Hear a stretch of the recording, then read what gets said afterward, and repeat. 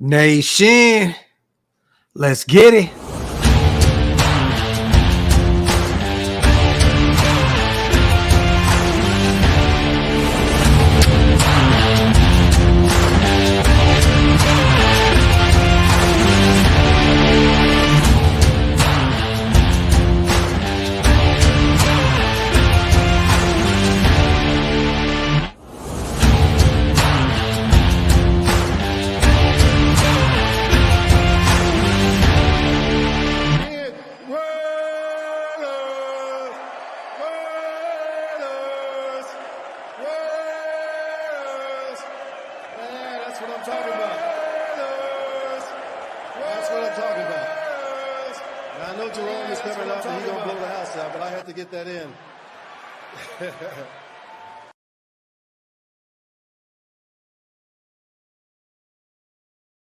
Salute to everybody here in the building. You already know what time it is, man. Welcome to the latest installment of the Graphk and Wasted Show.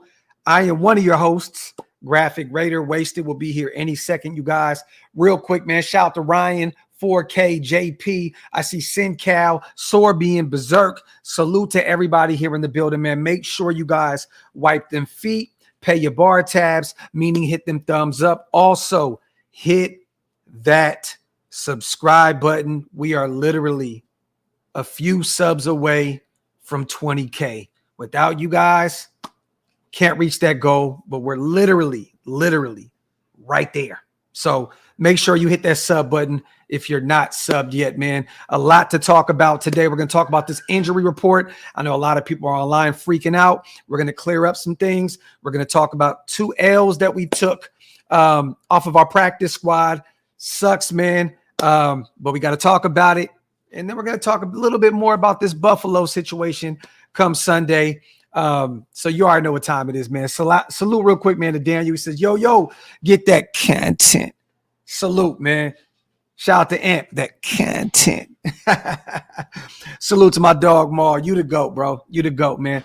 Already 200 people in the building, man. Salute to you guys.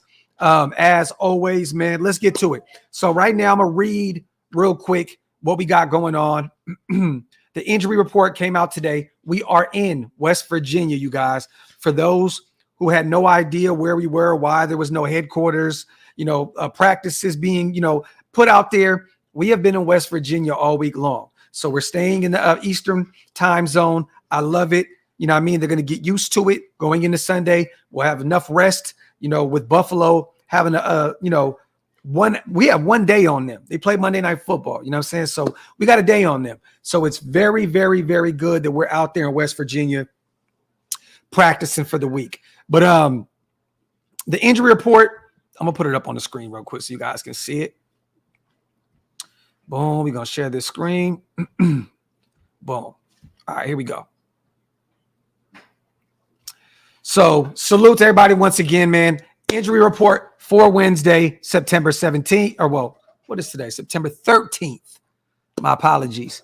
Wide receiver Davante Adams is on the injury report right now, you guys, with the foot injury. He did not participate today, but good news. Vic Tafur spoke to him afterwards. Precautionary, kind of like a veteran's day off. There's nothing to see here, you guys. Davante Adams is fine. There's nothing to see there. DeAndre Carter, we know he's still dealing with an injury. He is on the injury report. He did not participate today with the knee injury.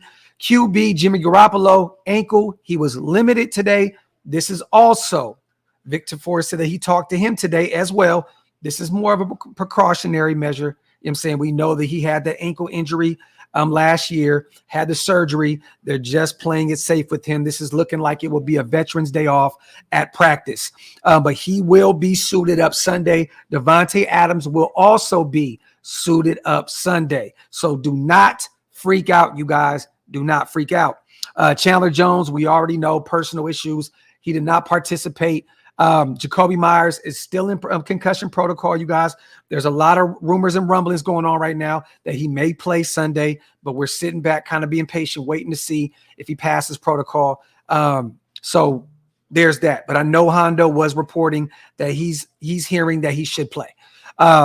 Guard Jordan Meredith dealing with a calf injury. He was limited. It looks as though he'll be good to go. And safety Trayvon Merrick. For those who did not watch the game Sunday, he was dealing with that thumb injury. I believe he had like a cast on somewhat on his thumb. He did not participate today, but I'm assuming if he got it done against Denver and finished the game, I know Roderick. Well, you know what? I know Roderick Teamer came in and played a few snaps, but I'm just assuming that Trayvon Merrick should be good to go. And there's nothing to see on the Buffalo Bills side of things. Center Mitch Morse is dealing with a finger injury. He was a full, but today was just a walkthrough for them, you guys. So this report is just an estimate from the Buffalo side of things. The Bills conducted a walkthrough on Wednesday. The report is a total estimate, so you may see a few other things pop up here shortly.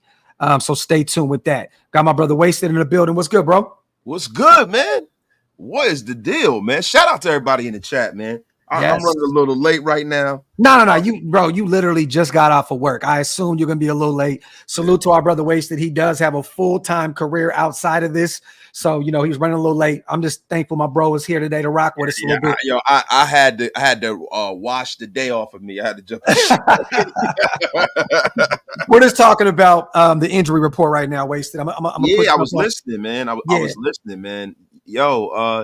Devontae, kind of a veteran's day off. You know what I'm saying? Yeah. Jimmy G, the same thing. When you see that ankle, and this is probably going to happen a lot during the season, when you see that ankle, it's precautionary because of the injury that occurred to him last year. You know what I'm saying? Yeah. So this is the middle of the week, you guys. If he's still there come Friday, maybe even tomorrow, then the nerves will get a little more, but at the end of the day, from what Vic Tafur put out there, he tweeted out, he spoke to both of them after practice. They're both good to go. This is kind of a precautionary thing. That's a fact. It's an AI day. We talk about practice. Practice, man. Practice. Now the Merrick situation, I don't know. You know what I'm saying? I know he had that kind of like that cast on him, or he had something on his thumb. I know Teamer had to come in and get a few snaps for us at the safety spot. But Merrick was still looking good out there. I'm assuming that if it's just his thumb, they'll keep that on him and he'll play Sunday. I don't know. Look, I'm gonna be real with you. He didn't look so great last game. He was tackling well and stuff like that, but maybe it's time for them to, start putting some of the younger guys out there because he didn't look so good to me, brother. You know what's funny, man? I'm gonna read this from Andy, man, from our little bro. He actually had a really phenomenal take on this situation. Let me. I'm gonna read this. In the group chat, right? Yes. Yes. Oh my God, man! He hit the nail on the head, man.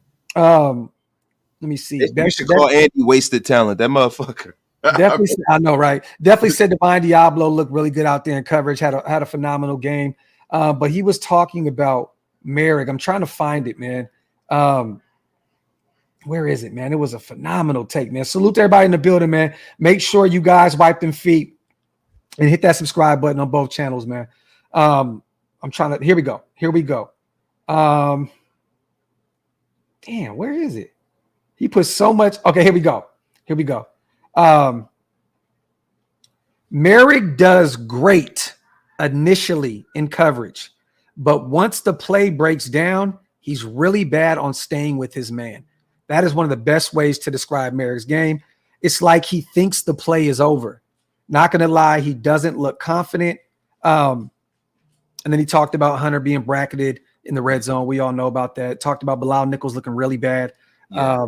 You know what I mean? But and Michael Mayer struggling in run blocking right now. In run blocking, he's doing terrible. But like we all know, man, tight ends routinely have issues coming to the National Football League, adjusting to the physicality and the complexity of the schemes, right? Yeah. The thing with Merrick that I've always seen, and this is one of the reasons why I was hopeful that Trayvon Merrick can kind of like mature into a star, but there's certain things with his instincts that are an issue for me that I don't see. There's certain things that I see even in Jacorian Bennett. He's a corner. I know they play two different positions, but there's a certain level of instinct that he plays with that I think is going to have him mature to being a really good high-level starter and even possibly a star. Yeah. I don't see that with Merrick.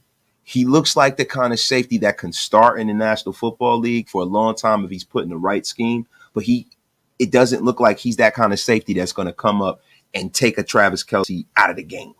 Yeah. He doesn't seem like that kind of ball hawking safety that's going to cut across and cheat across the field and pick a ball out of the air like Charles Woodson was when he would go and play safety. Well, you have this is the thing too, and we had this argument, we had this debate. That play, right? That third down play where he stopped Denver for us to get the ball back to win the game, to run that clock out. Go back and look at the tape. He ran across the entire field, wasted to get to that receiver. That was a phenomenal play by Merrick. The first time I've ever seen him make a play like that. I'm not saying that it ain't.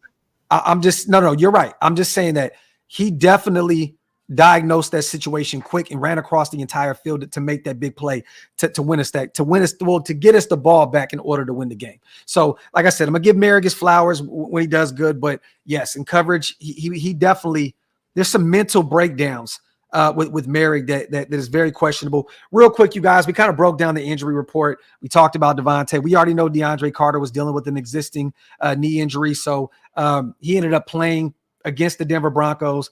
Hopefully, he didn't tear it up too much where he's not going to be able to play against Buffalo because we're already probably going to be short of Jacoby Myers. You know what I mean? So, but also 2 L's today, you guys.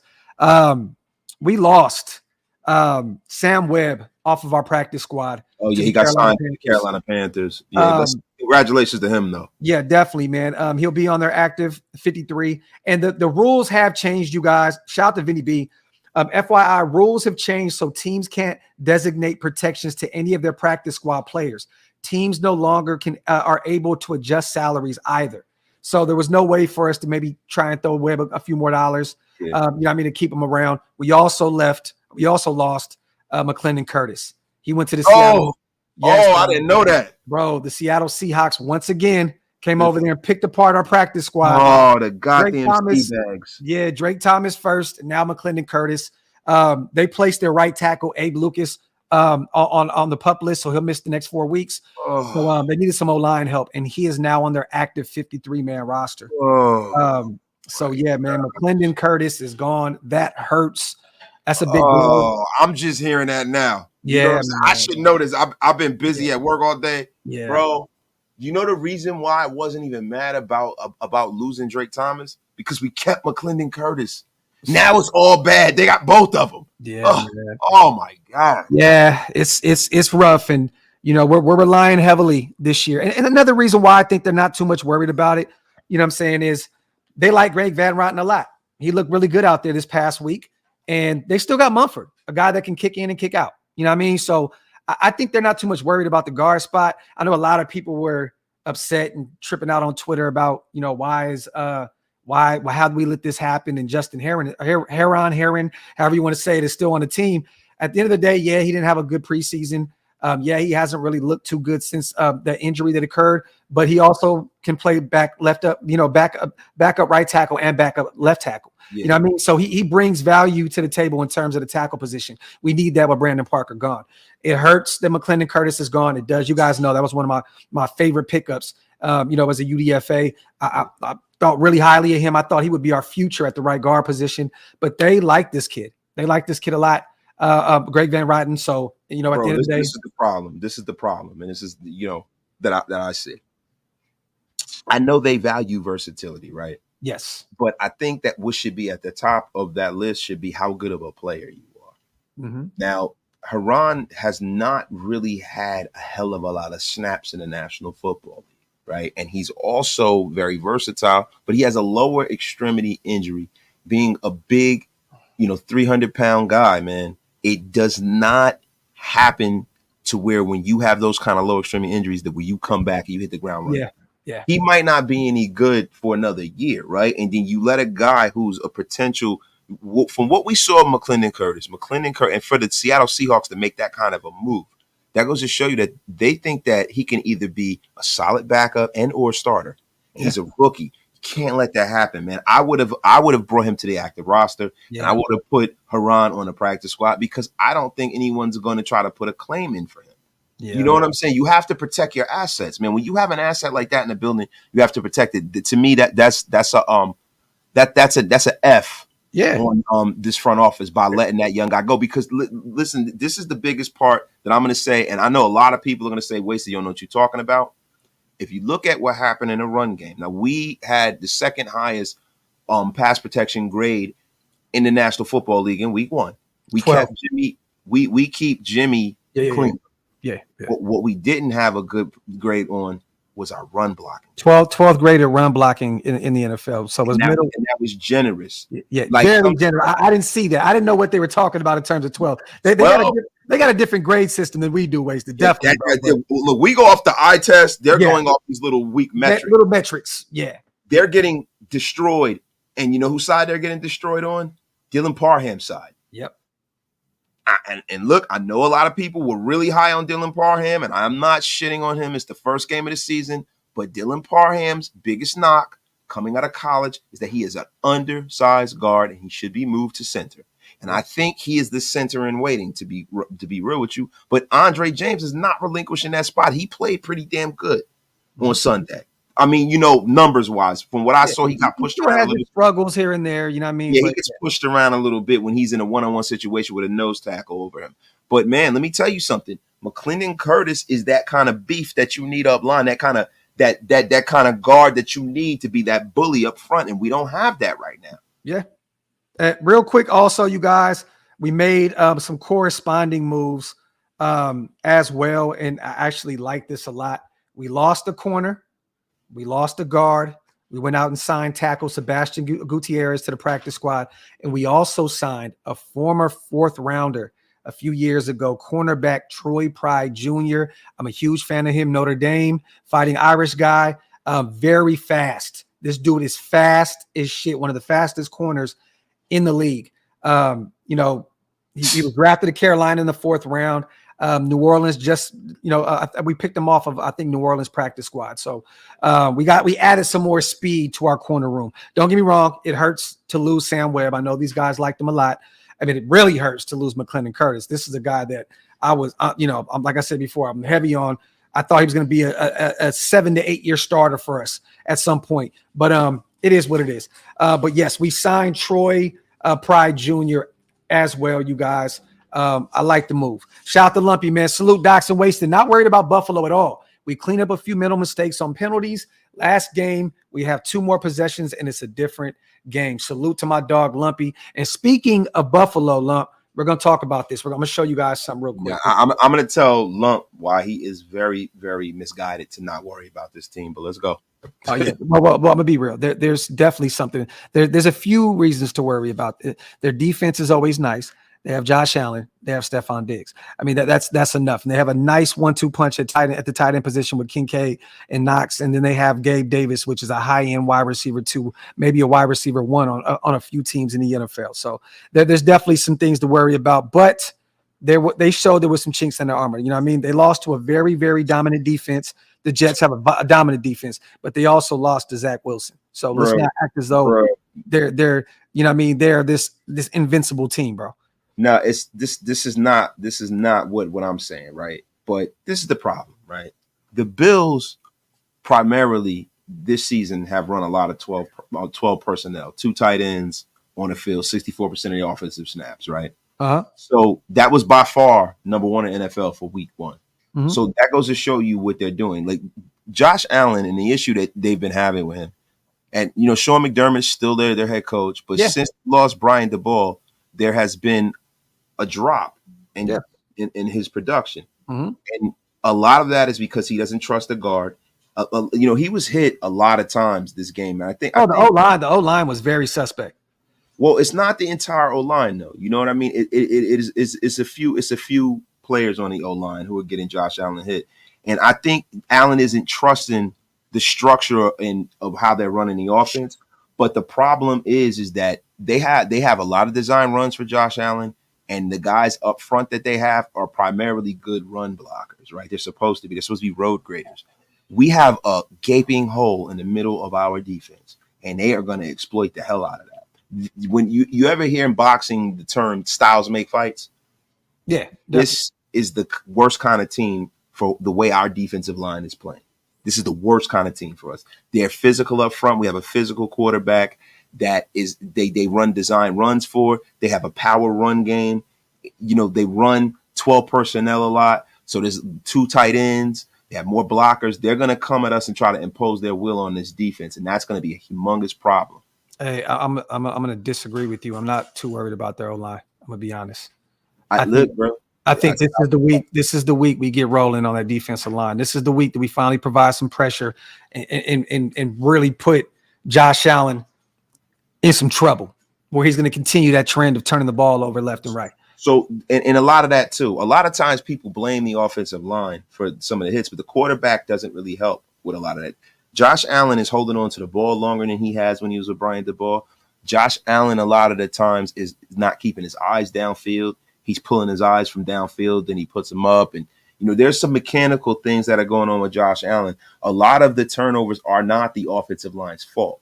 And I think if they can get into their base philosophy and try to, impose their will, run the football, not try to throw the ball all around the place with the kind of gaping hole that we have in the front of our defense, it's a foregone conclusion that there's going to be an issue up front for us. For us to beat this team, man, we have to play the cleanest game we've played in about 2 years to beat Josh Allen, because it's not just the running backs. It's the fact that he is such a threat running the football, bro. He is such a threat running the football, and he's so big.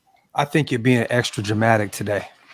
I think you just want to disagree with me to make a good I think you are being very, very dramatic today. I think you're being very extra. I think that don't get me wrong. I'm afraid of this Buffalo Bills team. They got that firepower on the offensive side of the ball. And they have some defenders. Milano, one of the best linebackers in the league. They have a nice a DB room.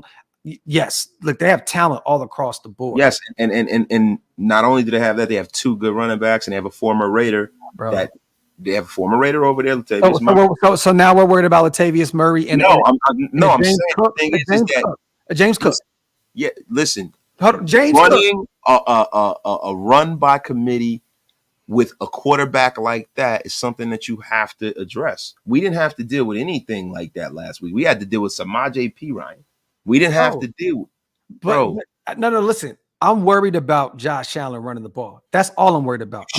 I'm not worried about James Cook. I'm not worried about Latavius Murray. I'm not worried about any of those guys. I'm worried about Josh Allen. That's why you put that spy on him. You know what I mean? You put that spy on him. You keep them on him at all times. But at the end of the day, I'm not worried about their running back room. You just mentioned Latavius Murray. Bro, what I'm trying to tell you is that if you are, and I'm not trying to make this offensive line seem like they're the Cowboys or something. They're not. They're far from it. What I'm trying to tell you is that our defensive line is so porous. If you're a coach with half of a brain, you are going to attack that. They're not going to drop back and try to throw the ball all the time like they've been doing. And that is what they're going to do. Our defensive line needs to prove that they can be physical up front and be a factor up front. Until they aren't, people are going to attack that. And the thing about Denver is that Denver doesn't have the tools to do that. Russell Wilson is not the old Russell Wilson that's a threat to run. With Josh Allen and having 2 decent running backs, that's an issue for us, because he's he's a unique quarterback to where when he takes off and runs, man, he can gas you. He's physical, and a lot of guys don't really want to hit him. Now, I know Robert Spillane's probably going to play spy and play well. I hear you on that. And listen, I think I have keys to us winning. I think we can win. What I'm telling you is that the performance I saw last week out of our defensive line, expect for them to be attacked. Okay. No, I agree with you on that. I'm just saying, bro, we're going from Javonte Williams and Perine to James Cook and Latavius Murray. And Josh Allen. And that's the difference. I'm worried about Josh Allen, but just don't mention those other 2 guys, bro, because I'm not worried about them. That you know what, man? That's a mistake not mentioning them guys. That's a mistake. Man. Here we That's go. A mistake because, listen, it is not – when you talk about a running game, it's not one player, bro. It's not Madden, right? We're talking about it from a perspective of, okay, James Cook is a decent running back, right? If he gets us for 60, Latavius gets us for like 30, Josh Allen gets us for 58 in the wrong time and in a red zone, that's a bad situation for this defense. We don't have a lot of depth up front. Some of the depth that we thought we would have, we don't. We don't have Chandler Jones right now. We have a guy that we really can't depend on in Tyree Wilson. We have a guy in Bilal Nichols who is not playing very well, bro. This is a concern. I hear you. Listen, I understand. I'm just saying this Buffalo team, they're a pass heavy team. They ran the ball 22 times last week or this week, wasted, right? Josh Allen 6 times. James Cook 12 carries for 46 yards. He averaged 3.8 on the ground. Latavius Murray carried the ball twice for 8 yards. Deontay Hardy 1 carry for 4 yards. Damian Harris. Let me ask you a question. Is our defense anywhere near what the New York Jets defense is? No. No. The Jets, bro. You guys in the chat and you in Graphk, you guys are acting like I'm just shooting nonsense. Bro, the Jets have talent at every level of that defense, bro. That's one of the best defenses in the National Football. Probably the best defense. I'm not taking away from that. All I'm saying is I like our chances against this O-line in those 2 backs. Josh Allen is the key. You have to make sure that you keep him in that pocket. You don't allow him to run loose because then it can get ugly. I understand that, bro. I'm just saying that their whole run game relies on Josh Allen. Like week in and week out, these guys have not been able to get anything out of their running backs. Even go back to last year, Devin Singletary. Like they have not been able to get anything out of the run game outside of Josh Allen. Bro, what I'm trying to tell you is that once he gets rolling, they get rolling. And that's the problem. And there's nothing on our defense in the front that is going to stop that. In the middle of the defense, on the edges, we're cool, right? When you're talking about our linebacker room, I have faith in Divine Diablo. I have faith in Robert Spillane. They look pretty damn good, right? They had a really good game, both of them. The problem is we have a severe problem in the middle of that defense. If you look at some of the tape, it is terrible, bro. Oh, no, bro. I agree with you. I definitely agree with you, brother. The linebackers look terrible. John Jenkins looked terrible. Adam Butler looked terrible. Hillary got the 1 sack outside of that. Outside. Terrible. Yeah, Byron Young with the little time he had out there, bad. I definitely agree with you. I definitely agree. This is absolutely preposterous. I'm just saying that if Javonte Williams and P. Ryan couldn't gas you like that, I just don't see these guys doing it. You know what I'm saying? That's all I'm saying. That's all I'm saying. Josh Allen, yes, but not James Cook and not Latavius Murray. The thing is that the quarterback opens it all up. That's the difference. The threat of Josh Allen is a way graver threat than Russell Wilson. So now it's going to open up things for everyone else. And I'm not scared of the Bills. Listen, man, if you're scared, get a dog. And I don't have a dog. I am not scared. I am saying that this is going to be a tough matchup because of the way that they run that offense. Oh, no. Wasted. Can I say something real quick? It's going to be a tough match regardless. It's going to be a tough match regardless. Bro, this is still one of the best teams on paper in the NFL. It is. I'm not taking that away from him, but I agree with Q. We had to deal with Samaji and Jay Williams disrespectfully. I'm not worried about no damn. Damn it. You guys disrespected me. I'm calling my wife. I need some coffee, damn it. Salute to everybody here in the building, man. Appreciate y'all for rocking. Got over 800 in the building. Salute to Rob, man. Pop him in the mouth, Spillane/Diablo. He'll throw the ball. That's what I'm saying, Rob. Keep him on his toes. Make him make mistakes. Make him make mistakes. For life, Jimmy G string. Let's go. This is a Niner fan right here. Salute to my guy for popping in and dropping $22 on Jimmy G string. Salute to my guy. Shout out to JJ Garcia as well. This upcoming Bills game for us has kind of got me worried, especially our defense. Our offense has to be on point. We should be worried. They are the better team until we prove them that they aren't. That's it. Haven't beat the Bills since 2016. Yes, they beat us. They beat us 2 times in a row.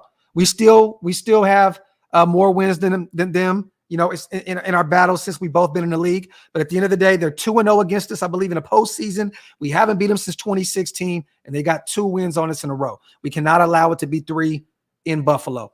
But JJ, I agree with you. It has me worried too, but it should be. They're the better team. They've done a lot these past few years. They have the superstar quarterback. You know what I mean? That's the one thing we've been missing forever, right? They have Josh Allen. The thing is, like we've talked about, Wasted, we pointed this out a million times, since the ball has moved on, he has looked totally different. You know what I'm saying? Throwing the football. But the issue that we're going to have with him is him running it. He still looked the same running the football because he's still like 250 pounds. Yeah, he's like big, he's like Big Ben with more speed and shit. Yeah, I know. That's the thing, bro. Like everybody doesn't understand styles make fights. We have a problem in the middle. If he tries that shit with the Jets, they take him and they slam him on his jabroni back. Gio said, nah, wasting you wrong. Mama's right. Salute to Gio, man. Salute to LT as always, like the bean wasted. Let him know. Laugh out loud. It's all good. Salute to everybody here in the building, y'all. Make sure you guys hit that subscribe button on both channels, man. Let me see. It's preposterous how wasted and analysis analysts are agreeing. So let's get to this. Shout out to Lise for changing the title on this, all right? Changing the direction of the show. What do you think about this? Game preview picks. I think we only got 2 last week, right?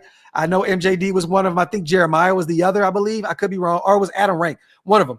There's not one. We don't have one here wasted. 28-24, 27-24, 29-22, 27-17, 24-12, 27-20, 30-14, 33-17, 28-16, and 28-22. How do you feel about that, group? Hey, Graphk, man. Nobody asked me, man. You know, I got a job on TV, man. I'm eating TV dinners on my couch right now, man, since I left ESPN, man. But I'm going to be honest with you, man. Raiders played great, man. Jimmy Garoppolo, man. Did you see that guy? Man, I'm telling you, man. That guy could sure throw that football, man. I wish I had Jimmy Garoppolo when I was with the Raiders. Maybe I've been a little more successful, man. But, man, I'm going to be honest, man. I got to give you some real honest analysis, man. I have the Raiders winning 109-3 over the Buffalo Bills, man. I mean, the Buffalo Bills, and let me tell you something, man. I'm really close with the owner over there in Buffalo, and we had a conversation, man.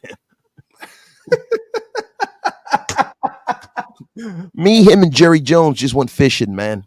He even told me it's going to be a big problem, man. So this team sucks. Josh Allen's a big fatty. 109-3. For those who have no idea what Gru is talking about, okay? I got to bring this up, Wasted. I have to, man. I hate to bring up negativity and dumb shit. This had me mad. Why are you going to bring it up, bro? Huh? Where are you going to bring it with that goddamn John Gruden, man? He always comes in here and ruins the damn show. Yeah. Well, apparently the owner is in some type of lawsuit right now, the Buffalo Bills. And this is what this man added in Jim Trotter's lawsuit. If the black players don't like it here, they should go back to Africa and see how bad it is.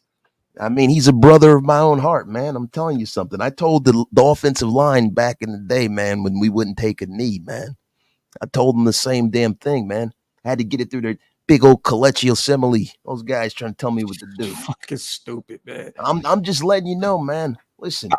We got to beat the shit out these guys, bro. Beat the shit out these guys, period. Man, I'm going to be honest with you, man. I fully support this, man. Oh, my God, bro. And did you read my letters, man? Yo, get Gru off the goddamn. Holy shit, bro.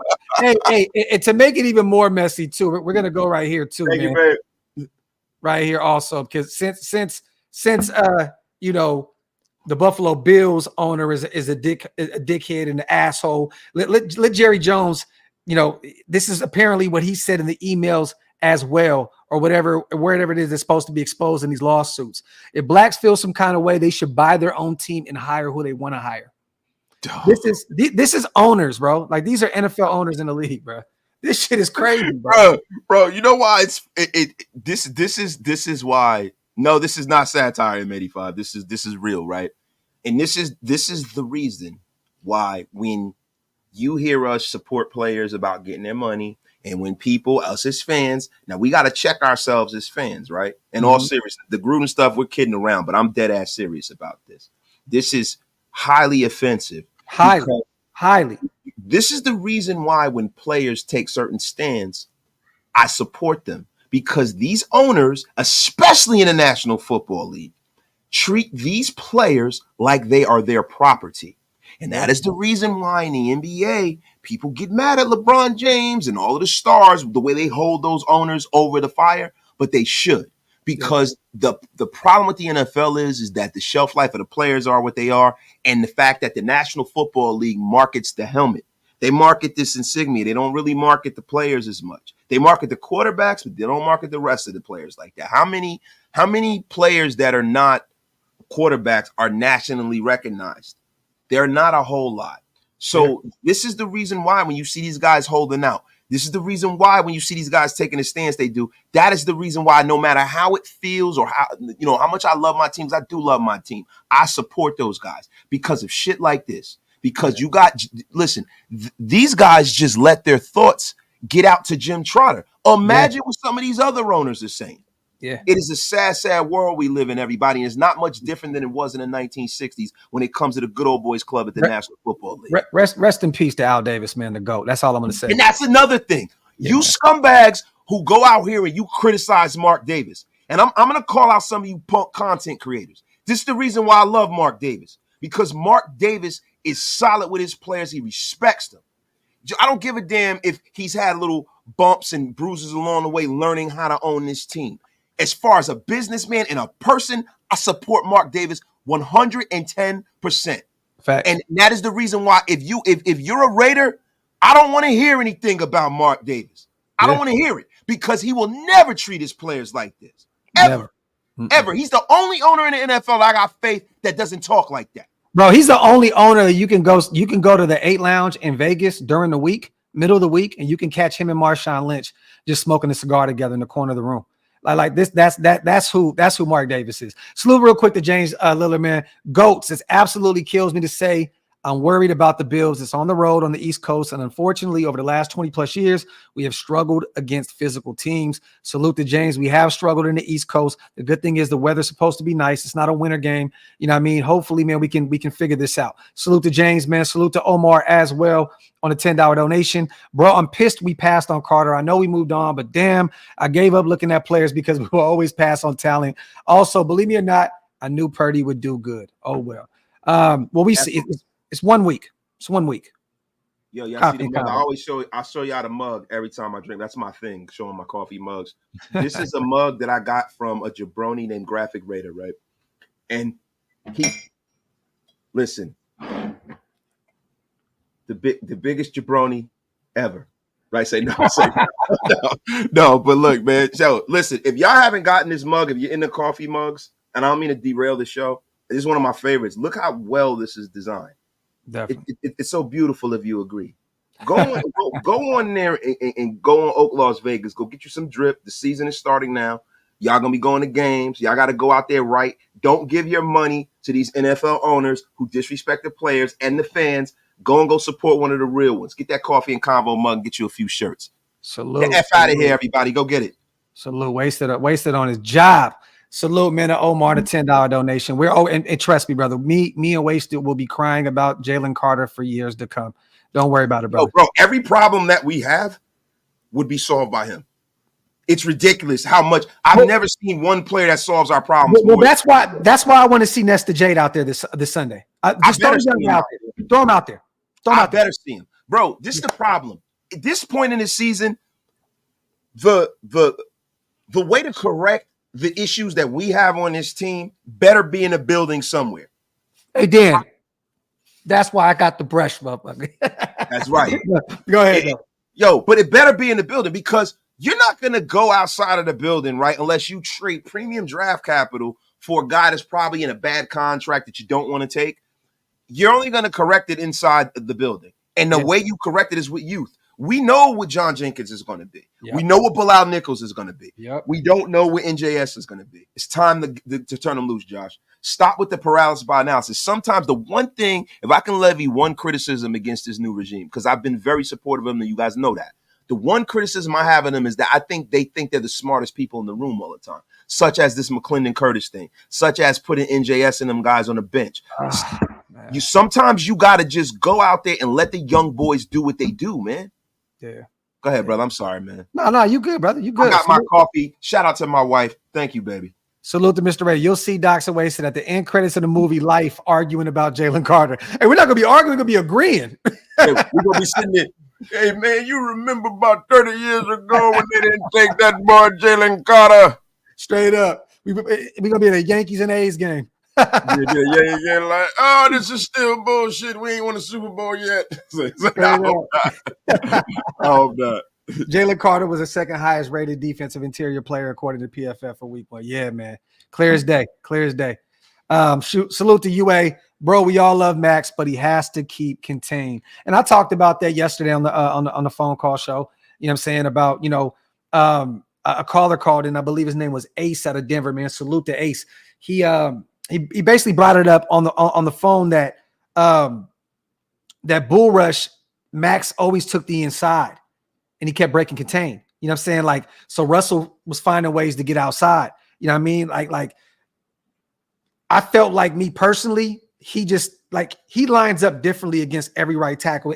And what I mean is not technique wise, but like he's going to look at each right tackle differently. He's going to say, oh, I'm going to beat McGlinchey inside, or I'm going to beat this tackle outside. I just think that he realized he was going to have to bull rush him because, and let me know if you think I'm tripping, Wasted. I thought he had to bull rush from the inside because he thought that he was getting no other help from the other side. You know what I mean? I tend to totally agree with you, man. And to be real with you, what do you want Max to do? Yeah, it's better for Max to break contain and be disruptive on some level than for him to just get doubled and tripled out of the play and pushed outside. Now, when Khalil Mack was a rookie, what used to happen to Khalil Mack was Khalil Mack would never break contain, and they would just push him just far enough outside of making a play where he'd be there all the time within the arm of reach of the play. Mm-hmm. What Max does is Max says, listen, man, I'm going to be the suicide man at this point. Yep. I'm going to be so maybe good things happen for the guys next to me. So I have no problem with Max breaking contain. But the problem is this: when he becomes the suicide guy, he's still the guy that ends up making the play. We need somebody to help him. If you're going to be the suicide guy, it's like, look, he's putting his life on the line for y'all. Can y'all help him out? Like he's still the one making the play. The problem is this team was built to have two veteran pass rushers. Yeah. One of them are there. The other one is I don't know. He must be sipping apple juice through a straw at this point. Where the F is this guy? What are we gonna do? What are we gonna do? Like, this team was built from that prism. We never was supposed to have Tyree Wilson play as much as he's playing right now because we knew he was raw. We knew he didn't take any snaps since last November, and he had these mechanical issues in college. Yeah. So what will make you think he's gonna play better now? It doesn't make any sense. I'm gonna say this, JJ. I don't think that Jimmy stretches the field too much this week. I think we're gonna get the run game going. These guys have some great linebackers. Matt Milano is one of the best covered linebackers in the league. They picked up a young pup, Dorian Williams, that we talked about a lot out of Tulane in the draft. They have a slew of linebackers at their disposal, man. Christian Kirksey, they even brought him over from the Texans. I don't know about, trying to. Then they got Micah Hyde. You know what I'm saying? At safety, got Jordan Poyer, like Taylor Rapp. Like, you know what I mean? Like, Tre'Davious White is one of the best nickel corners in the NFL. Like, I don't know if this is the game where you want to go out there and try to make a name for yourself in 2023 with the deep ball. I mean, do you agree with me? I totally agree. There is no look, guys. You gotta realize something, man. Jimmy Garoppolo is what he is. If you guys wanted, a guy with a big arm that throws the ball down the field, and sometimes you hit on it, and sometimes you don't, you should have just kept DC, right? Yeah. What Jimmy does is Jimmy goes out there and he attacks the defense the best way he knows how to, which is underneath routes, thrown to the sideline, taking off and extending plays with first downs, things of that nature. The thing that we're going to need in this game is we are going to need for Josh Jacobs to get going. Yes. The only way we stretch the field is through the play action pass because Jimmy doesn't really have that kind of arm strength at this point. It looks like it has dropped off exponentially since this last injury because most of your throwing strength comes from your leg strength. And if he has an issue with his ankle or an issue with the lower part of his body, he's going to need to have that clean pocket to plant and put everything into it. You need Josh Jacobs minimum 120 yards to have a chance of winning this football game. And I know I mentioned the linebackers when you mentioned the deep ball. I'm just talking about passing in general. Like this is a game where, you're going to want to establish the run. You got to establish the run to set up the pass. You know what I'm saying? I think this week we see a little bit more Hunter Renfrow involved.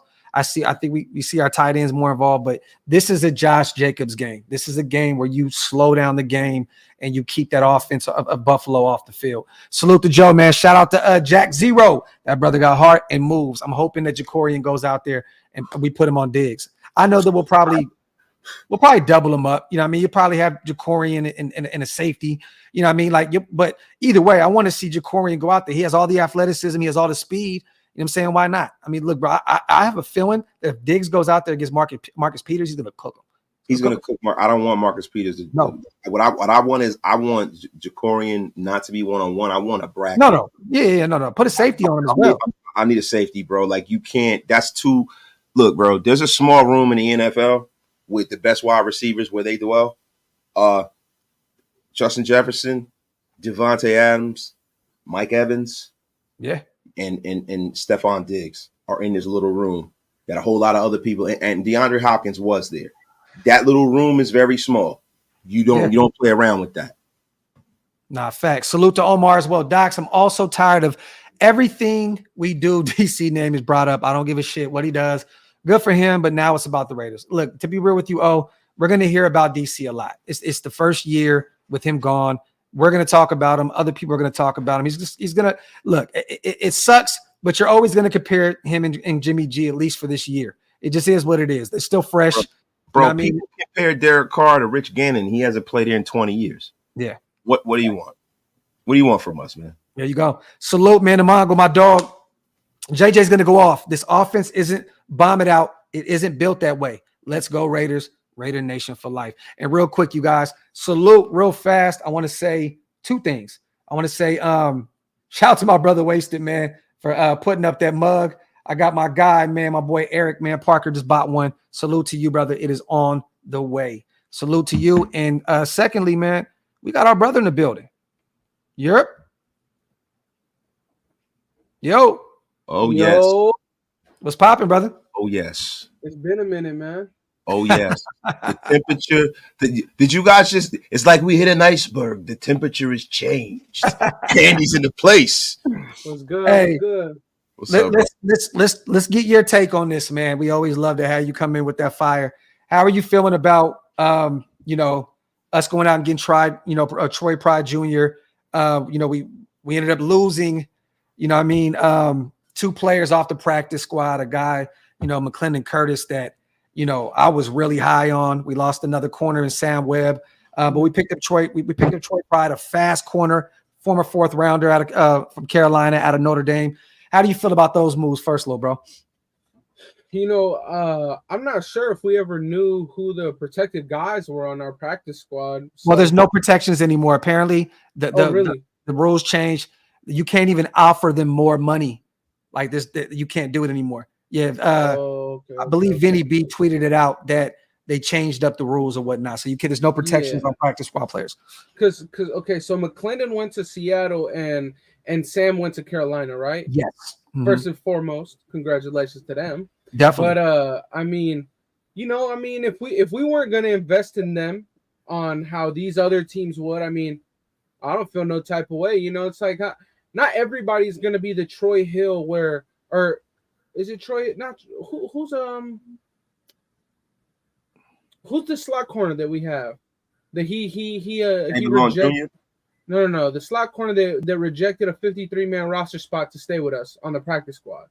Tyler Hall. Tyler Hall. Not everybody's going to be Tyler Hall, and feels like they owe something to us, right? And not everybody, unless Tyler Hall really just loves what Patrick Graham got cooking up, But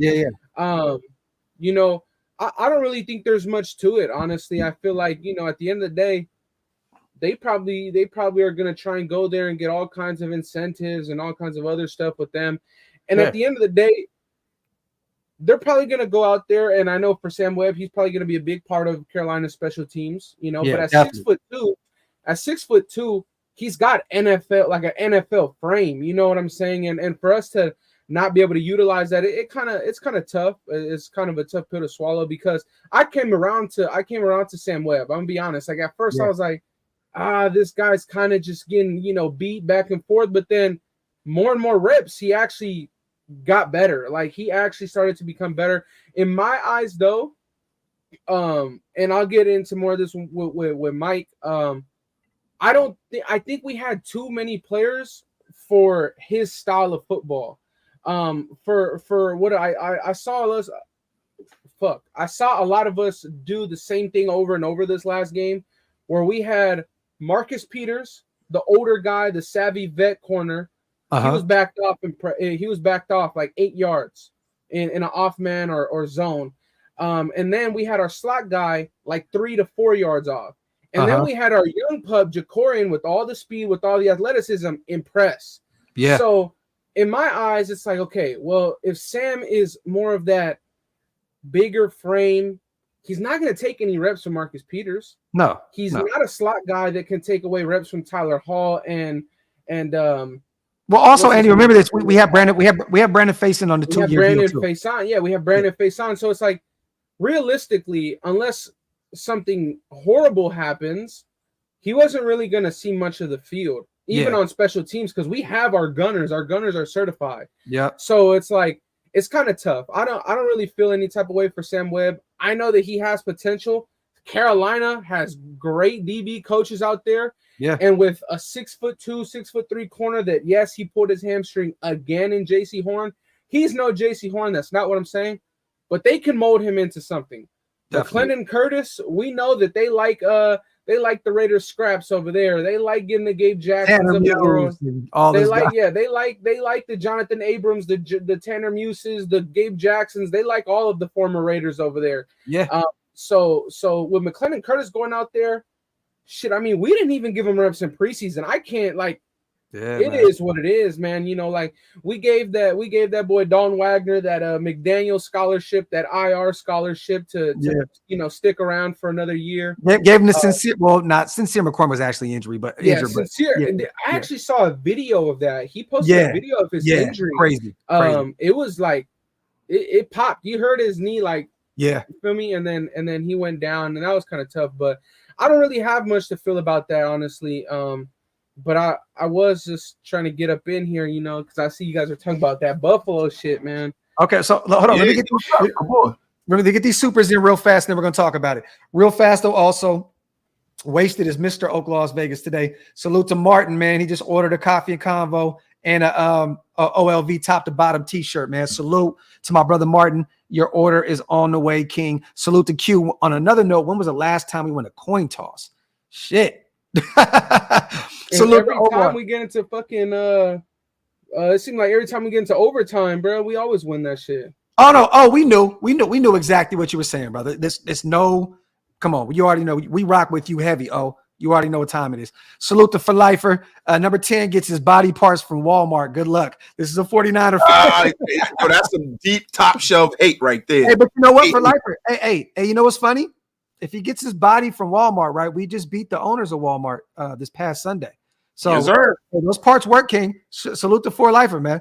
Salute to Aaron, man. Hey, we're fast on our feet over here, King. You got to catch up. Salute to Aaron, man. 209. What's good, Docs? Good content like always. I feel you and Wasted are exactly right. We need to run the F out of the ball and stretch the field off play action. T. Wilson needs to step it up. What do y'all think? I'm gonna get us to Andy, man, because we done beat this shit to shreds. That's what she said. Oh. What is this? The question is about what? Running the ball? Just basically said we need to run the ball heavy. We all know that. Stretch the field off play action. We all know Tyree Wilson needs to step it up. What do you think about that? I actually disagree about running the ball a lot. I mean, all of our points came off of drives where we passed the ball 80% of the time. Well, we couldn't establish the run, and we only had 17 points. This motherfucker. 17 points ain't gonna beat Buffalo, Andy. It's not gonna beat Buffalo. All I'm saying is that Jimmy Garoppolo is the most effective rusher on our team list against the Broncos. But I think that in the sense before Wasted has an aneurysm, I think that if we do decide to run the ball, I think it's what I said when I was popping in and out of the live on game day. We need to run the ball out of more spread formations. Like, clear that box out for Josh, bro. Like, yeah. I know a lot of us were really happy with how whoa. I know we were really happy with the production that Jacob Johnson gave us last year. I saw about four to six missed blocks from Jacob Johnson this last game. And when you have a 7-man or 8-man stacked box, you can't afford to miss any blocks. And Jacob Johnson, most of the time, is the lead blocker for JJ. And a lot of times, those blocks would have led to Josh Jacobs getting an extra 12 yards on plays. So if Jacob Johnson, maybe that was just, clean the dust off and all this kind of stuff. Yeah, I think we could essentially, have a dominant run game, because I'm not a heavy believer that Ed Oliver is going to take over the game for Buffalo on the interior. They don't have that downhill linebacker in Tremaine Edmonds. They do got the beast himself, Matt Milano, though. Yeah, Matt Milano's a dog, and in coverage. And they picked up Christian Kirksey too, the captain of from the Texans. Man, that was a nice little pickup for him. Their defensive tackle room is crazy though, bro. Like they got Ed Oliver, Tim Settle, Ford, Ed Oliver, Jordan Phillips, Tim Settle. They got Kendrick. Tim Settle was the guy. Tim Settle. I love Tim Settle. Kendall Vickers, a former Raider. But they got a pretty deep defensive tackle room. Von Miller's out for 4 weeks. But let's get to Buffalo, Andy. You talk about Buffalo. Yeah, I actually think that Buffalo is very beatable for once. Josh. I think that Josh Allen, last year, I mean, shit, he has these times where he looks like the number 1 quarterback in the league, and there's times where he just looks like fucking Daniel Jones. Like, he looks ass, And unfortunately for us, we're coming off of the game where he looked ass, which is probably going to mean that he's going to try and become a superhero against this team next week. Yeah, I know, right? And it's really going to be tough. But I will say this though, like, having Marcus Peters there and having watched every single rep on defense from this last game that we played against the Broncos, Marcus Peters knows every fucking route concept there is, man. And this dude took away so many deep route concepts away from Denver, where it forced, like, at times I was like, oh my God, this dude, Russell Wilson, is irritating the shit out of me. He just keeps throwing this for 2 yards, and his tight end or his running back gets an extra 3 to 4, and they keep moving the ball consistently. Yeah. Josh Allen is not Russell Wilson. He is an impatient, big home run hitting type of quarterback. If you make this guy have to go over and over and over and over, go underneath, he's going to throw it up one time. Now, he has the bailout receivers to do it. But thankfully for us, we finally have a DB that can get his hand on a football. So I actually think for us, it's a really good matchup. Buffalo is an extremely well-disciplined team on defense, so it's going to be hard to get a game going. But I will say this, though. When it comes to Buffalo's offense, they're kind of like Kansas City. They can hit you whenever. But their defense, losing your true middle linebacker that's a thumper, I'm not necessarily, like, really afraid of going and, having that style of maybe – setting the tone and running down their throats, because it's not just Matt Milano there, and he can carry, but check this out. They're a very old school type of defense in the sense where they're not doing no fancy 3-4s, they're not doing no 3-3-5 odds, they're not doing none of that shit. They're lining up with 4 defensive linemen, 3 linebackers, and 4 DBs, and they're saying my guys are better than yours. Let's go attack that. Well, guess what? I believe that our offense can match up better than anybody's defense in the league. I don't care who it is. So I'm willing to take that battle every single day of the week. I would actually like us to run the ball more out of more spread formations. Give Jacobs a 5-man box where he doesn't have to make 4 players miss. If it's just 1 player, 2 players, he can make it happen. So let me ask you a question. So you're saying that you do think we should run the ball then? No, I'm saying that if we do decide it, no. Yeah, well, you can't be one. No, you can't be one-dimensional. Wasted. I mean, nobody's saying it. Oh my God, dude! You know what made this, Andy? Do I think we should run the ball more than we pass the ball? No, I don't. I'm douchebag. I think that we should run the ball another 20 times? What I'm saying is that you have to commit to the run early in the football game. You can't just keep dropping back and dinking and dunking a ball down the field. They didn't commit but that's our quarterback. It wasn't working. They have to run the ball because if they do not run the ball, this offense will not get going because of the defensive talent that is on the side of the field for the Buffalo Bills. The Buffalo Bills secondary is one of the better secondaries in the National Football League. Are we not correct? They have Gregory Rousseau. They have Oliver. They have a very, very talented defensive line. Correct? I agree. Yeah. So balance is the best way to beat that. Correct? That football's always football all day long. You just said commit to the run and be a run-heavy team. I said commit to the run.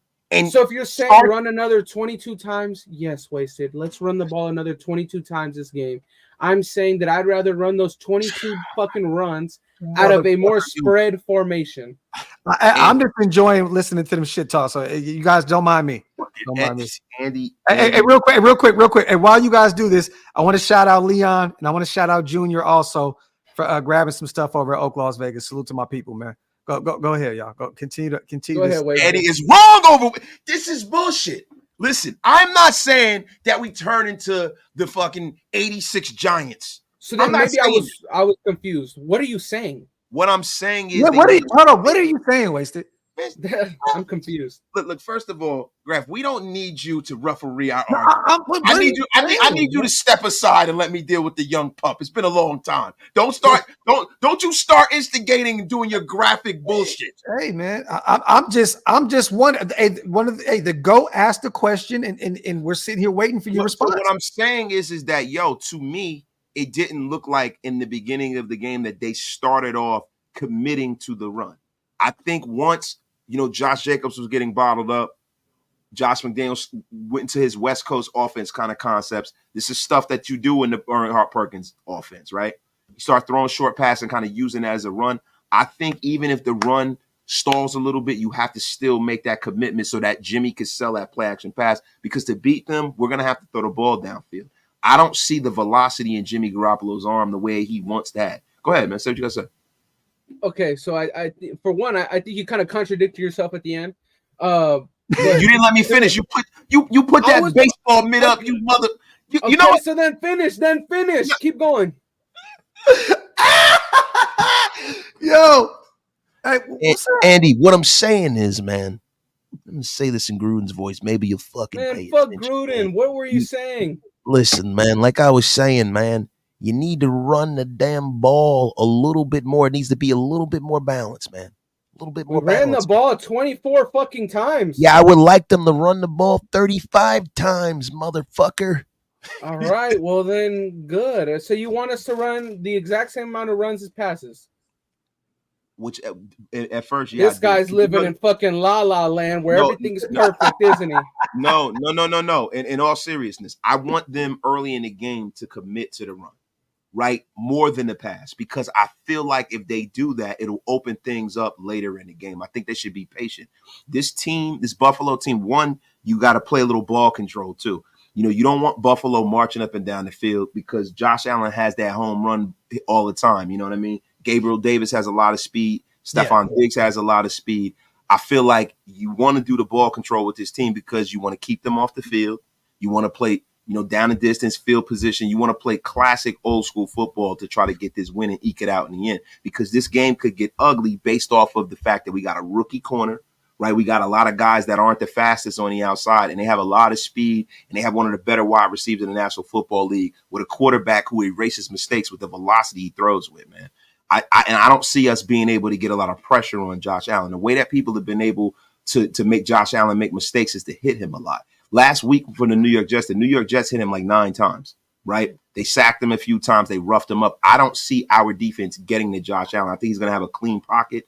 He's going to have chances to get out there and run and cause a lot of damage. So I think the Raiders will be better suited to just be balanced.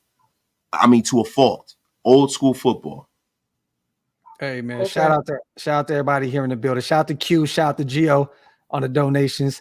Shout out to Martin. He said Andy's out here just kissing babies and taking W's. So Wasted, this last game, we had two passing touchdowns? Yeah, it's a different game. Different team. Zero rushing touchdowns? Because it was a different team. See, bro, you're a prisoner. Do we not? Okay, but let me ask. Hey, you motherfucker, you just talk for 50 minutes. Okay, now is my turn. Okay, look. We had 2 passing touchdowns, right? Oh my god. we had 2 passing touchdowns. Each time we ran the fucking ball. Unfortunately, he had that fucking I didn't practice for months. Rust. Okay. Yeah, definitely. He had it. Let's all be honest, right? Now I do think that he knocked it all off. I think it's all gone now. I think that going into Buffalo, it'll be great. I think I do agree. Sure, let's run the ball 31 times. Let's pass the ball 31 times. We didn't even have that many snaps on offense last game. Like we didn't have 61 snaps on offense. So that's why Josh kept saying it was a weird game. It was a weird ass game. It was a very, very weird game. And you know, I'm gonna be honest. Like, remember Graphk? I was tripping that one day. I was like, man, this defense is like, we're ass. But bro, like, the defense did everything it was supposed to do. Yeah. The penalties just cleared us out of every good play. Yeah. Every single good play. Our fumble that we got, perfect. They sent Patrick Graham sent Divine Diablo on a blitz. It made Russell Wilson roll out. He was getting chased down by Max, and Marcus came up and cleaned his ass. That was a great play. Yeah. And we capitalized on it, but unfortunately on the back end, there was a bogus penalty. Of course, nothing new there. Then we have a phenomenal drive on the opening freaking drive of the second half. Come out, the defense stops them. I think that the Buffalo's offense is 10 times more as high-powered. But at the same time, I think since they can score quick, our offense is going to get the ball a lot more as well. Definitely. And I think the thing going into Buffalo is that I don't think you can go into Buffalo and think that you're going to play a balanced game because of how good they are on every level of the fucking game. I think that you have to go there and you have to absolutely take advantage of whatever is on the table. If it means one drive, you got to go out there and you got to throw the ball fucking 4 times in a row.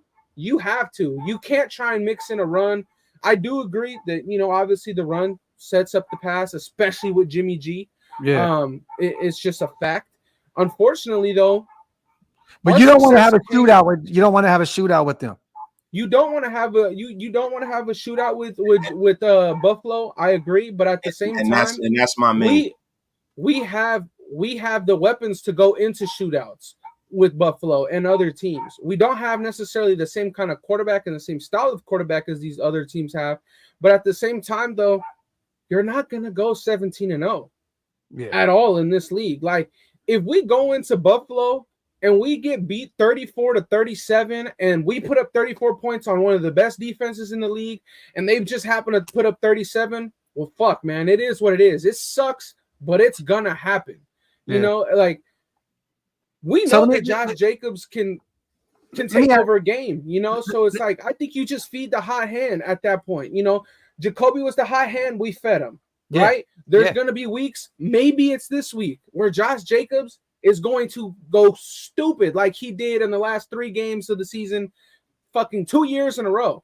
Like, this offense has so many superstars that it could be at any point in time, it could be anybody's day. So I don't really shout to Mongo. Is Josh in shape to run that many times? Definitely, man. Hell yeah, definitely.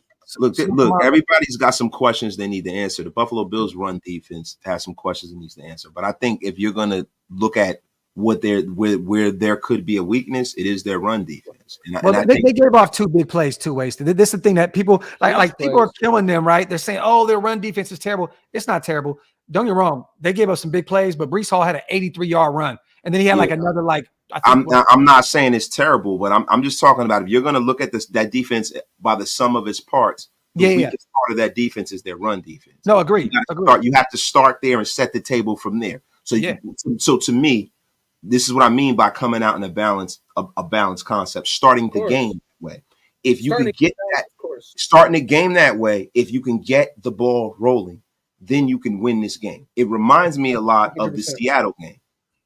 Like the Seattle game, like even the Seahawks are not the same kind of team the Buffalo Bills are, but defensively, the Seahawks were playing decent last year. That Seattle game with Carr and them, when we run on a run and play at the end of that game, They committed to the run that entire game, and it paid dividends towards the end. And that is what I'm saying. I just feel like sometimes, because Josh McDaniels is a play caller, he is an offensive head coach, I think sometimes he falls in love with his scheme too much instead of just doing what needs to be done and playing situational football. That's like the goal line situation where Jimmy G threw the you just run the ball 3 times and we're got a touchdown. And that's what I'm saying, Andy. Like sometimes, man, those old school coaches, the Bill Parcells of the world, and them old coaches back in the day, they knew what they were doing. Like, of course. A lot of times with and I said this before you came on, this regime, if I have any criticism of them, they try to reinvent the wheel and they try to outsmart everybody sometimes. And sometimes, man, football is just football. Sometimes the answers to the test are right in front of you. The answers to the test in a situation like this is to run the ball at a defensive tackle on Ed Oliver, who's not the greatest in the run defense. He definitely can get up the field. He gets after the quarterback. But if I see any weakness from this team, because I watched a little tape on them, it is in their run defense. Run the ball at them. Yeah. Salute the hug real quick, man. We got to go old school. He said we got to go old school. Al. In the first 10 plays, the QB must go down. He must go down hard. Wear that defense out with the run game, set up the pass, and bomb. Salute to John. Salute to Leon. Do y'all think Josh McDaniels not playing to start as much in preseason is the reason we look that way? Happened last year. Do we get much better in week 2? I think we get way better in week 2. Like, look what way though? But here's how I look at it, right? Here's how I look at it though. Like how you said that sometimes football is just football. And, just take advantages of the weakness. I mean, at the end of the day, Trey White is only all but 5'10". He's a nickel. He's a glorified nickel corner. He's a corner that, I mean, I think that Michael Mayer can easily teabag his ass. You give him a one-on-one. Straight up. Same thing. I don't think Jacoby will play, but shit, our boy Christian Wilkerson over there too. Christian Wilkerson, 6'3". Yeah. Sometimes football is just football, right? And I think that we saw that backyard football. I think we saw that backyard football on a 3rd and 10 on a 3rd and goal on the 3-yard line. We throw a back shoulder fade to a Jacoby Myers. I think that's a perfect design, and I think that sometimes, at the end of the day, if you got a 6'5" fucking tight end matched up against a 5'10" corner, bro, play basketball, box him out. Oh, that right there is situational football. I'm just talking about as a whole. Like, I'm not taking that one play and perverting the message, right? I'm talking about as a whole.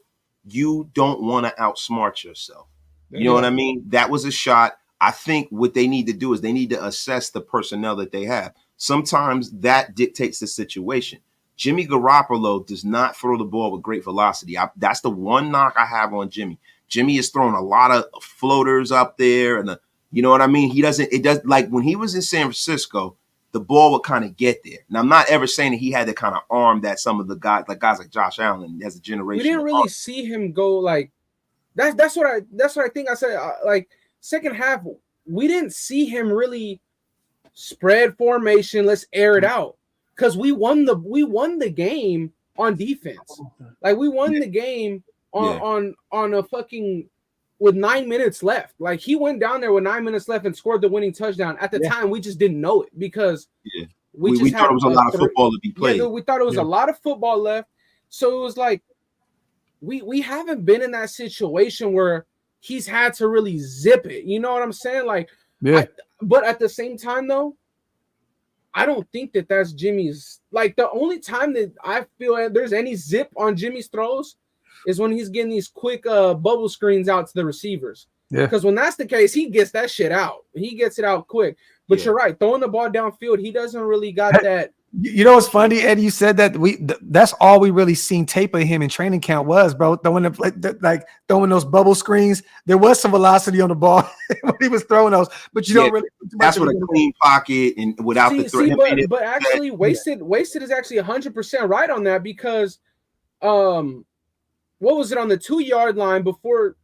Who else but Jermaine Illuminor gets a false start penalty? Before Jermaine sent us back to the 7-yard line, we actually ran DeAndre Carter into motion into a flat. There was a touchdown for two things. Jermaine didn't fucking false start, And 2, if Jimmy Garoppolo could have just hit him in stride, and he didn't. He threw it at his legs. So yeah, I agree. I think that yes, you got to help Jimmy and establishing the run and really making the defense commit to that is true. I also just think though that our offensive weapons are just too good to just say, you know what, we're gonna pound the rock. Like I think that I'm gonna be honest. I think we gave them too much respect, and I think the Broncos gave us too much respect as well. Well, I think that was 2 week 1 games where they were both trying to say, all right, let's just play some football, get it out. I don't think any one of them actually tried to go out there and like really go crazy. The thing about it is when you talk about too much respect, Devontae Adams was blanket covered, and I don't think Garoppolo has the kind of faith in his arm to kind of fit it in those small spaces. And another thing, he wasn't blanket covered. I mean, do you mean with the deep ball, or are you talking about like I'm talking about the deep ball? Everything that was available. I only seen Jimmy miss Tay twice. I watched the game. But he missed him for a touchdown. He missed him for a touchdown. But let's be honest, that touchdown that he missed Tay on, bro, that was the nickel cornerback. He fucking read that play all the way through. Yeah. He read that, and he just didn't let the play action go anywhere. He was in his face the second he hit that boot and tried to roll out. Jimmy G was never going to outrun him, then fucking sidearm launch that bitch. Like, that was never going to happen. Looking back at the tape also, there was one play where he went to Devontae, but DeAndre Carter was wide open. But he didn't really get open until last second where Jimmy had to get rid of the ball. You know what I'm saying? I will say this, though, and I do want to get off here because I want to actually break this down with Mike. Real quick, you guys. Tonight, Andy and Big Mike are going to be dropping down. Are you doing it live or no? Yeah, it's in 3 minutes. 3 minutes. Wait, hold on, man. We got to plug this. Go ahead, Andy. Yeah. So we all know the first Jacoby play where he got it was a 3rd and 7 and he picked up 6, right? Because he kind of misjudged the first down line and he kind of just juked backwards and fell down. So on that specific play, Devontae turned to Jimmy and he was yelling at him. Devontae knew the coverage. He was yelling at Jimmy. He was waving his hands. He kind of gave Jimmy that look like, I'm going to be open. And Jimmy didn't look that way. And he was wide open in the flat. And he had about 6-7 open yards to just run with. Yeah. So that was the only true time, and there was once over the middle in that same drive actually where I felt like he didn't go through all of his progressions and he missed Mayer open in the middle of the field. I've only seen Jimmy miss really 2 out of, what did he have, 26, 27 pass attempts? Like, and that was a great pass too. That was a great pass to Jacoby in the end zone. That between those 2 defenders, Jacoby just couldn't come down with it. But I mean, I think it was a terrific pass. I just, Andy, the thing is, I'm talking about from a perspective of the deep pass, right? This is what I'm talking about, right? Yeah. So when you talk about balance, right, and you talk about all the weapons we have, the one thing that you're omitting is probably our second best weapon is Josh Jacobs. Josh Jacobs is a superstar, and I mean, honestly, he's probably your number 1 best weapon. All right, so if we're talking about exploiting and using our weapons, that is job 1, right? And then also, if I can use this analogy, right? Andy, you like guns, right? You can have guns all over through the house, right? Sure. But the thing is, if you don't have ammunition, they're worthless. So we have the guns, right? But if you don't have the ability to take advantage of said weapon, it doesn't really matter. And we have a lot of guys on this roster, man, who are getting open way deep down the field. And Jimmy Garoppolo, until proven otherwise, may not have the faith in his ability to get the ball to them. Because I saw a lot of balls. I disagree on that. He went through every one of his progressions. That was one of the strengths in his game this in week 1. I don't think he missed. He didn't miss. I'm talking about ball down the field. He didn't. He did not miss any. Hunter was bracketed the whole game. Hunter was bracketed, bro. He was I'm not saying. And honestly, shout out to Jacoby. But Sean Payton went into this game. He took away Josh. He took away Hunter. He took away Tay. He made Jacoby the one-on-one guy every single time. Yes. Garoppolo took advantage of that. How many times do you think that McDaniels is going to scheme up a deep ball for Jacoby? Never. Bro, Ever, I understand. What you guys are not looking at is that quarterbacks with stronger arms take shots. Yeah, I get that. Okay, and Josh Allen will. Josh Allen's going to do it. Yeah, so that's what I'm talking about. And what I'm saying Josh is Allen also takes deep shots with Jordan Whitehead already having 2 picks and fucking 3 defenders back there. So it's like, bro, I am not saying that Jimmy Garoppolo doesn't have it anywhere in his repertoire. What I'm saying is that he is less reticent to do that than a quarterback with a cannon of an arm. He understands what his abilities and where they lie. He throws predominantly to the middle of the field. No one in the National Football League throws the tight ends more than Jimmy Garoppolo. He makes his money.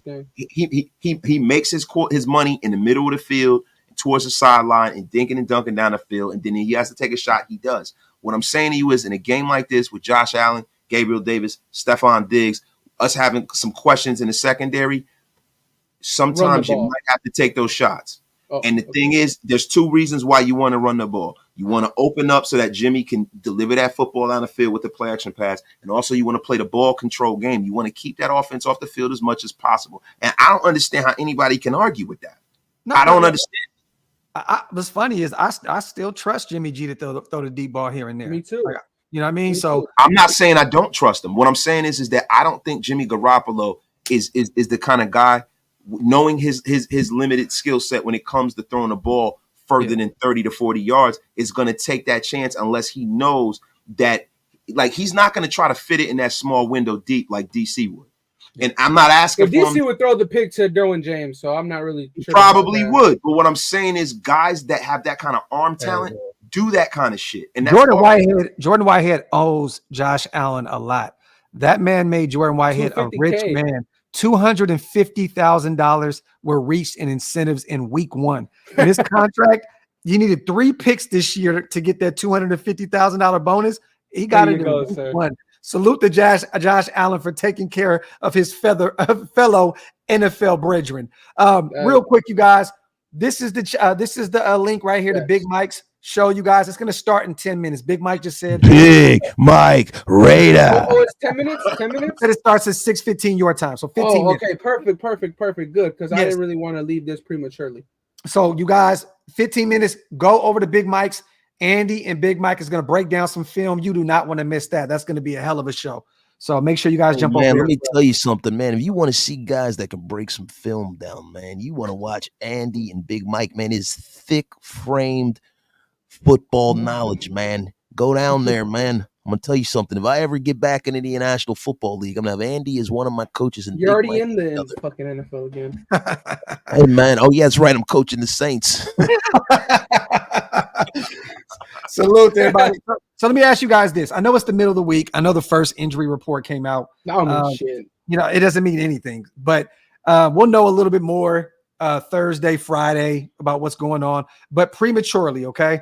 If you had to go off of, you know, it looks as though maybe Jacoby's probably the only player. Maybe Merrick may not play with that thumb injury. I don't know. But right now, with what we see, from what we've seen from Buffalo Monday, what we've seen from us Sunday, okay? This is just a premature. We'll talk about this later on down the week as well, but we don't get Andy on a lot. So I want to make sure that Andy gives us up his predictions. What is your score prediction for this game? Oh, shit. You know, I'm gonna go 2 strong defensive performances in a row. I'm gonna say we win 28-20. I like that.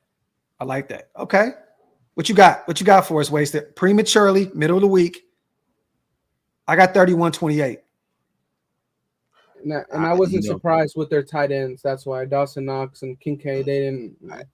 Look, I got us winning 28-17, just like my man Leon Jr. said in the chat, man. 24-17?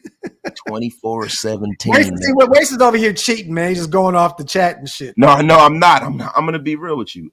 The reason why is because Josh Allen and he's this is shitting on our defense. Now our defense goes back-to-back weeks holding fucking 17, 16 points. It's not. That's not why. There's something that's wrong with Josh Allen.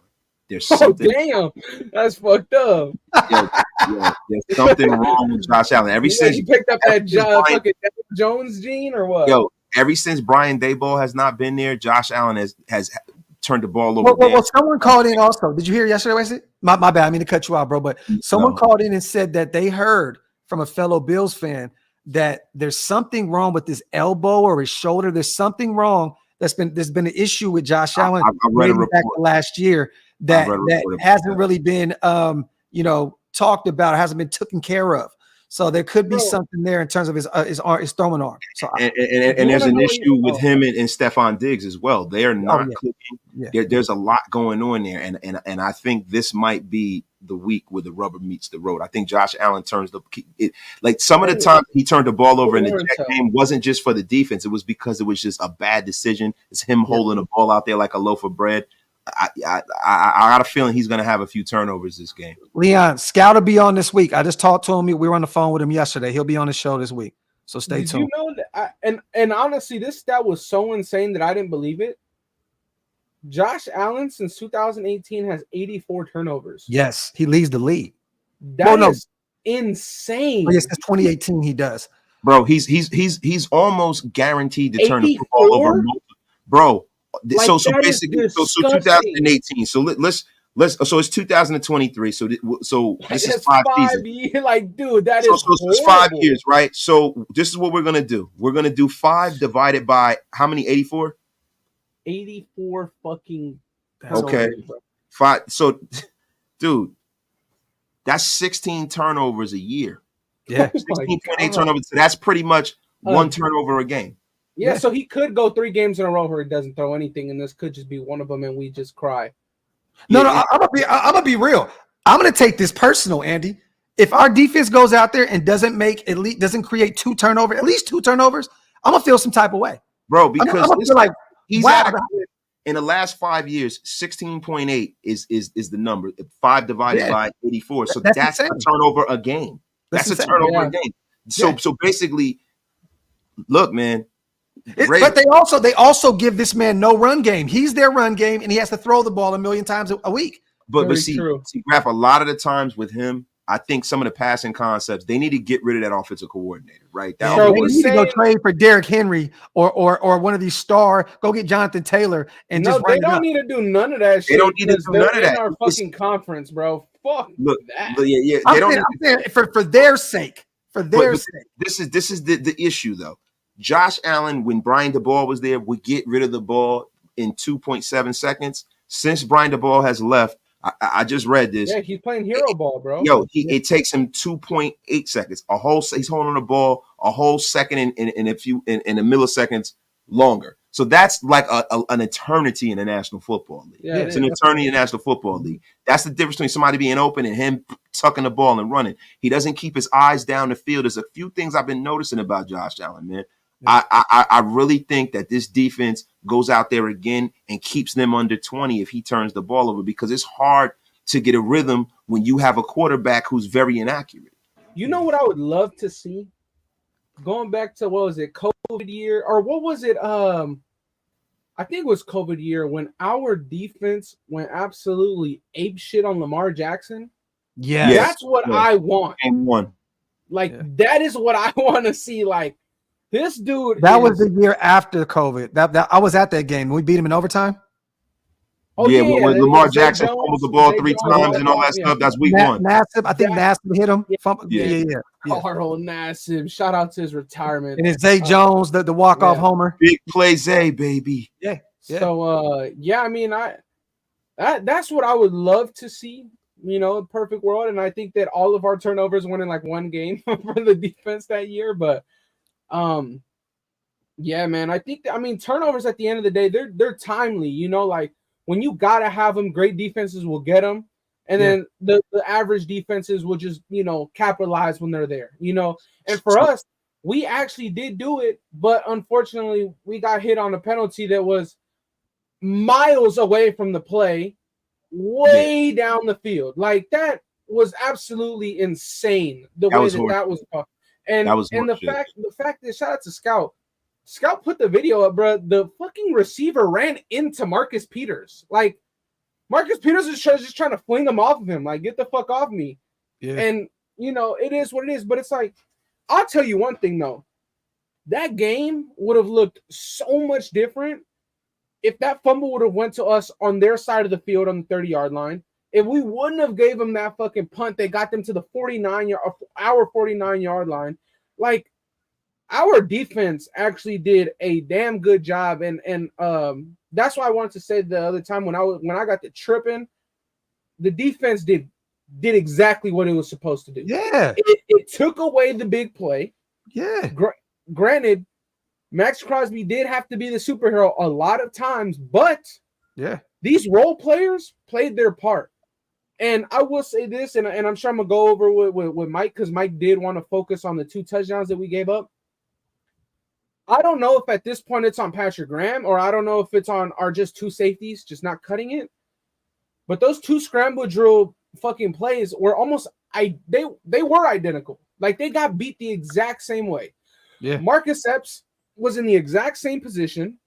He was actually in front of the receiver. The receiver hit him with some D-line swim move and caught a fucking touchdown. Merrick was just looking at the quarterback. He looked up for 1 second instead of looking for his man, and his man ran 2-3 feet ahead of him, and Russell Wilson just threw it. It's like the scramble drill. The you got to just stick onto your man. Pause. But you got to stay there. You cannot let him go. Yeah. Shit, I mean, we know that the rest were willing to let go of a holding call the way they had Patrick Surtain just fucking damn near doing O-line drills against Devontae. Like, bro, that shit was ridiculous. So, I mean, I actually think that our defense played a really good game on defense, and I'm not surprised that Rich Gannon said the same thing. I mean, he probably watched the film too, Yeah, I seen him tweeting it out.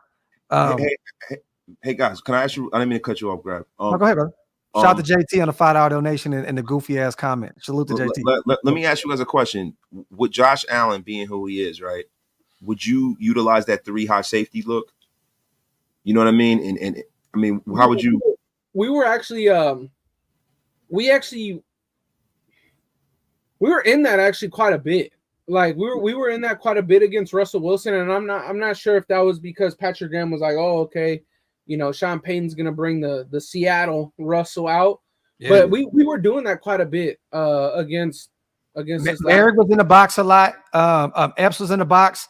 They were even in the nickel a lot. Both of them were in the nickel. They had a lot of spots in the nickel. We were basicly exclusively in the nickel, unfortunately. Yeah. I mean, was it 7% of the time or something like that? I'm not a big fan. I'm not a big fan of running that shit all the time. But I mean, I'm talking about with a quarterback like Josh Allen, though. It's kind of like I think with a quarterback like Josh Allen, you have to stress like there's no tomorrow with the scramble drill, because that's all you're gonna get. Yeah, that's it. That's all you're gonna get. And I will say this.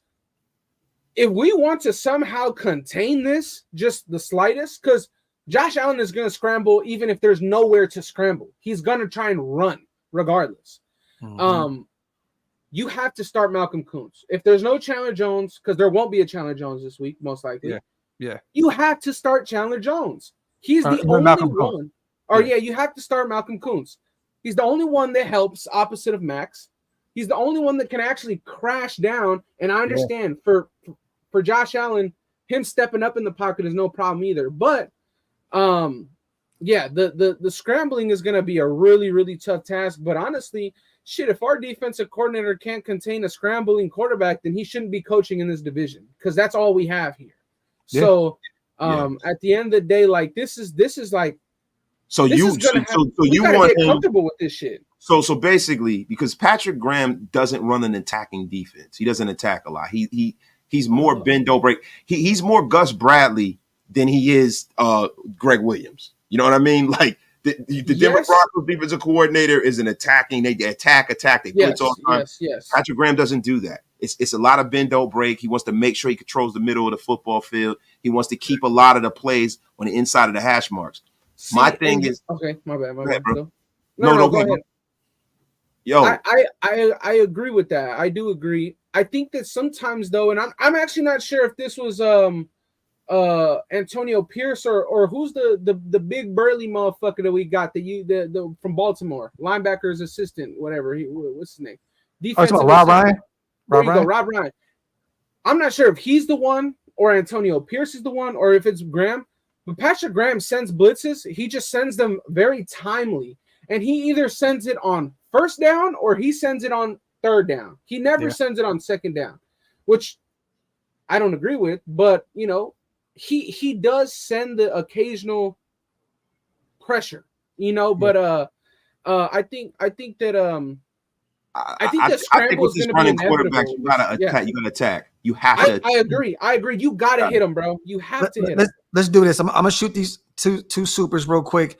Send everybody over to Big Mike's channel. Yeah, Andy. Hey, bro, I'm gonna get you on later on this week. Let me know when you're free, bro. Yo, hey, Andy. When are we gonna have another argument on my show? Fine, because every time it's always Graphk or I'm on your channel and we're arguing. You got to come on over to Raider Nation Unlimited. The argument is going to be fire. Wasted, you're acting like we're not on both your channels right now, both our channels.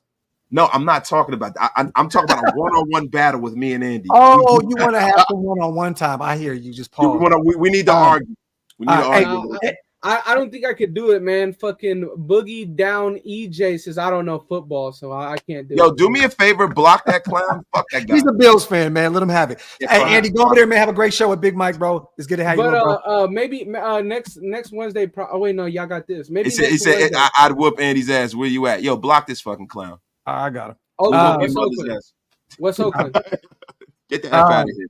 All right, salute. Shout out to GA, man. If we're gonna play nickel, let Hobbs blitz Allen all day. Salute to GA. Salute to JT, man. Tyree was high school slow out of his stance. This is factory outlet. With that being said, you guys, hey, I have fun today. I didn't really have to do shit. I just got to sit back and listen to you and Andy talk shit. So I really hey, you know what's funny, bro? All I did was read the injury report, and then from that point, I just got to just sit back and just watch the shit. So you know, hey, man, I love it, man. Shout out to Andy, man. I love that kid, man. Nah, definitely, up, man. Definitely. Before we leave, yeah, man. Salute. And then hey, we just had somebody else, another Martin, snatch something up as well, man. Shout out to Rainen. But bro, like for real, I'm not blowing smoke, right? But you see this fucking mug, man? This is one of my favorite mugs. It's one of my favorite mugs. Look at the quality of this shit. It's dishwasher safe. It looks beautiful. Go get you a mug, man. Salute to my brother Wasted, man, the number one OakLosVegas salesman and shit.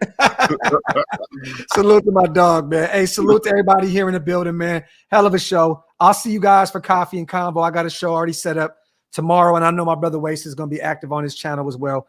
Everybody go over to Big Mike's channel right now. Him and Andy are going to do a film breakdown on the defense, and they are going to be talking about Marcus Epps and Trayvon Merrick. You do not want to miss this. They've been talking about it in the group chat for 2 days. I cannot wait to watch this. Go over there to this link. Jump in. Yo, hey, Graphk, do me a favor. You got me to cut you off. Filthy, what? That guy? Block. Yeah, I got it. Thank you. Your mother. Salute. So yeah, it's probably old boy. But other than that, man, you know, we out though, man. We'll catch you on the next one. Salute. We love you. Oh, real quick. WoodsandWhiskey.com. Go get some goat whiskey. OakLosVegas.com. Go get some gear. Go get some coffee cups. PlanetRaiders.com for everything Raider related. Salute to y'all. We out. One.